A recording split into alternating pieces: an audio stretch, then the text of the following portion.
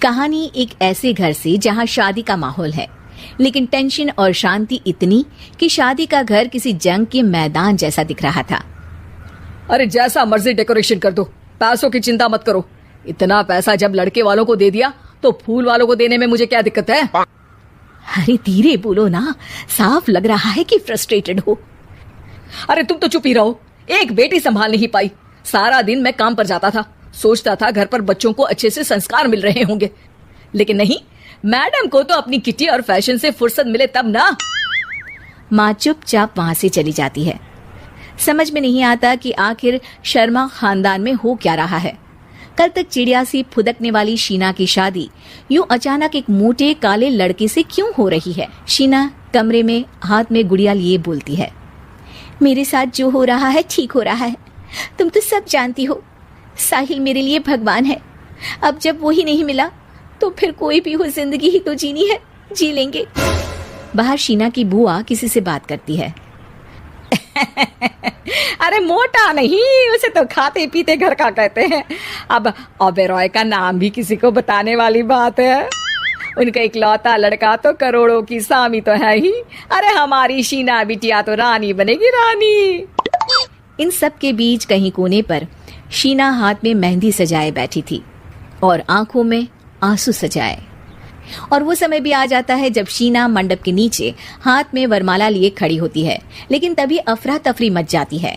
कोई कहता है, अरे लड़के की माँ को हार्ट अटैक आ गया। अरे अच्छी खासी थी, कैसे हो गया?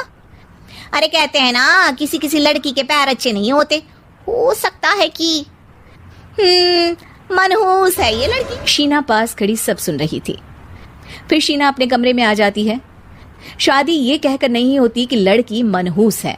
अब लगातार शीना के लिए लड़के देखने आते, लेकिन आस पड़ोस या किसी के कहने पर शादी हर बार टूट जाती।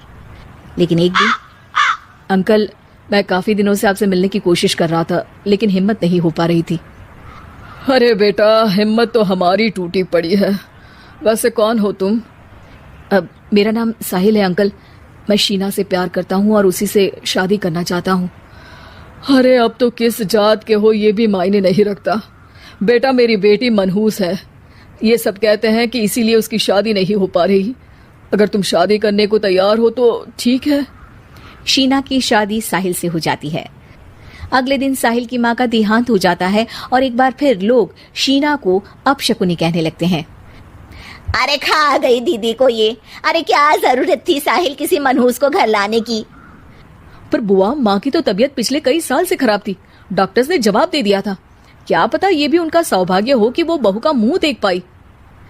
अरे बहू का मुंह देख पाई, या ये कह लो कि बहू का मुंह देखते ही स्वर्ग लोक सिधार गई। खैर, हमें क्या, घर तुम्हारा है, हम तो चले। अब शीना को खुद पर ही शक होने लगता है कि कहीं सच में वो अपशकुनी तो नहीं। साहिल, हम दोनों की शादी नहीं हुई होती तो अच्छा था। देखो ना कैसे पहले मेरी शादी टूटती थी और अब तुम्हारी माँ भी। अरे ऐसा कुछ नहीं होता शीना, अपशकुनी वगैरह कुछ नहीं होता। ये सब तो ईश्वर के खेल हैं। वो शादी तुम्हारी इसलिए टूट गई क्योंकि तुमको मेरी पत्नी बनाना था, और माँ का जाना तो तय था।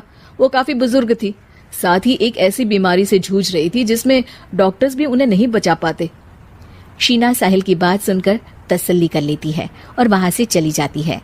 शीना, अरे ओ शीना, क्या हुआ? उफ, कहीं फिर मेरी वजह से कोई नुकसान?